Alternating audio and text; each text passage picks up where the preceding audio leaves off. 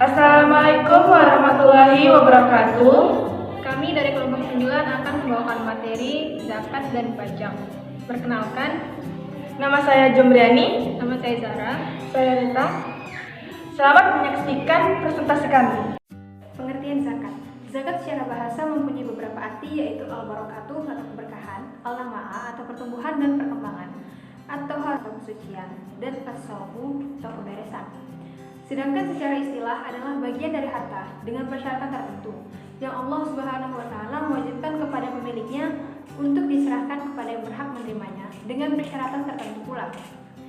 Makna zakat dari segi bahasa dan segi istilah ketika dihubungkan, maka akan memberikan makna yang luar biasa, yaitu harta yang dikeluarkan zakatnya akan menjadi berkah, tumbuh, berkembang, dan bertambah, suci dan baik. Hal tersebut dinyatakan dalam surah At-Taubah ayat 103 dan surah Ar-Rum ayat 39.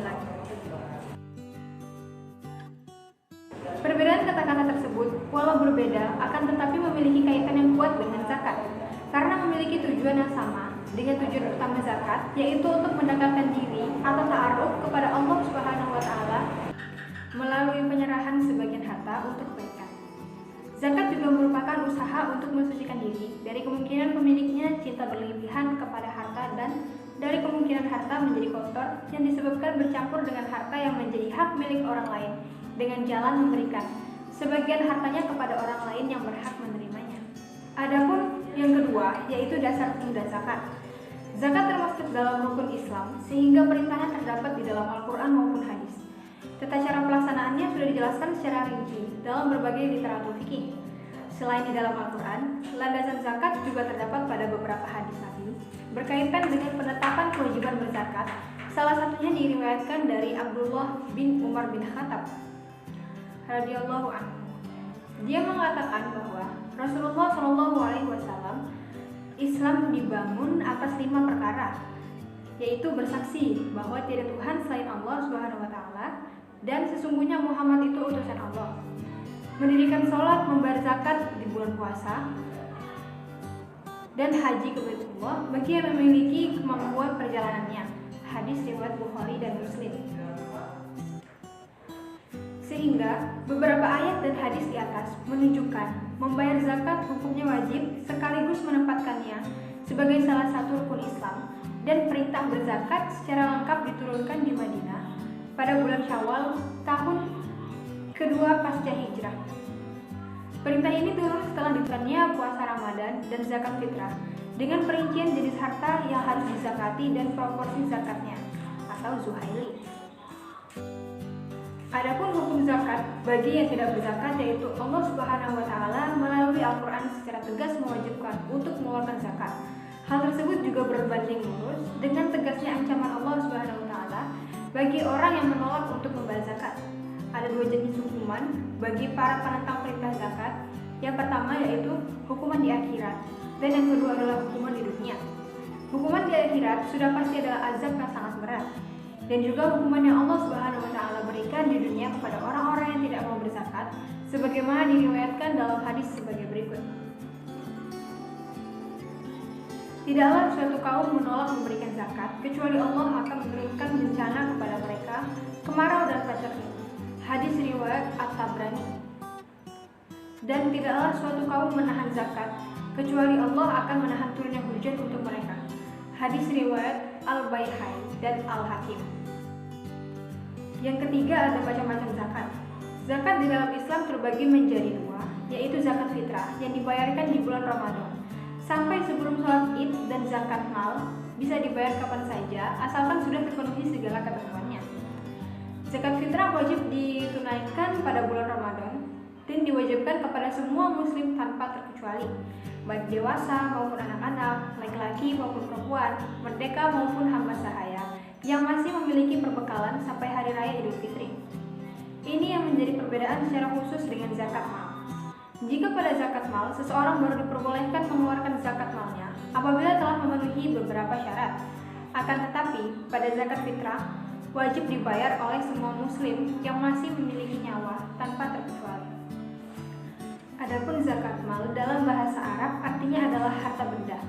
Zakat mal adalah zakat yang yang dikeluarkan atas harta benda yang kita miliki. Allah memerintahkan kepada kita untuk berbagi dengan orang yang membutuhkan, karena sesungguhnya di dalam harta kita terdapat suatu bagian untuk orang lain yang membutuhkan. Adapun jenis-jenis harta yang menjadi sumber zakat yang dikemukakan secara jelas dan terperinci dalam Al-Quran dan hadis.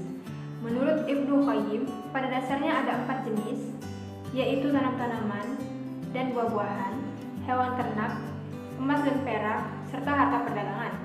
Keempat jenis inilah yang menjadi paling banyak beredar di kalangan umat manusia dan kebutuhannya kepadanya merupakan hal yang disayang.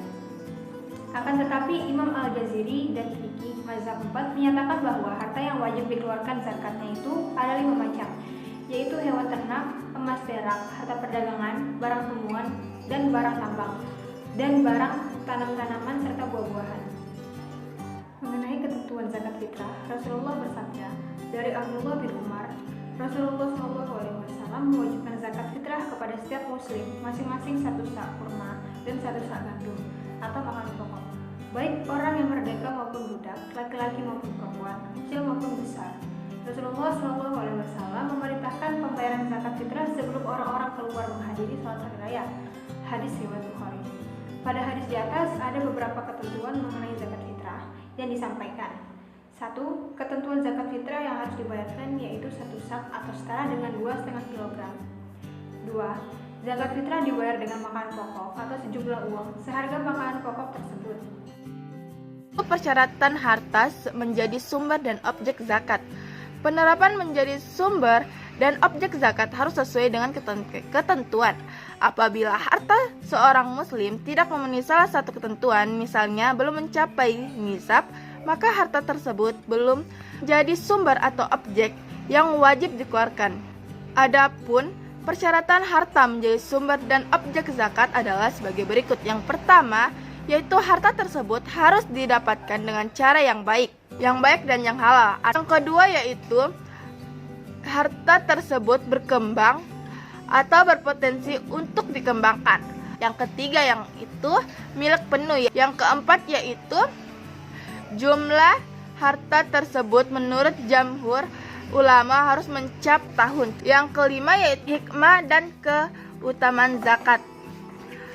Zakat adalah ibadah yang wajib dilakukan seorang hamba sebagai bentuk penghambaan kepada Rabb-Nya. Adapun hikmah dan manfaat yang disimpulkan sebagai berikut. Yang pertama yaitu sebagai bentuk perwujudan keimanan kepada Allah Subhanahu wa taala, mensyukuri nikmatnya, menumbuhkan akhlak yang mulia yang dengan rasa kemanusiaan yang tinggi, menghilangkan rasa rakus dan materialis, menumbuhkan ketenangan hidup, sekaligus menumbuhkan harta yang dimiliki.